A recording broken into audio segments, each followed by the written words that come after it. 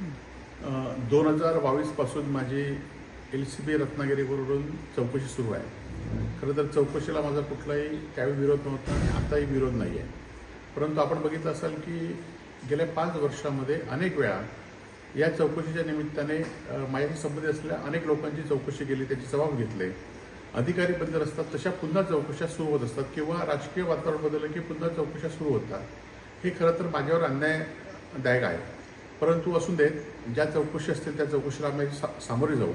परंतु हा कुठल्याही दबावाला मात्र आम्ही बळी पडणार एवढं मात्र निश्चित आहे। येणाऱ्या काळामध्ये सुद्धा ज्या चौकशी असतील त्या चौकशी आम्ही चौकशीला जी उत्तरं असतील ती उत्तरं मी देईन।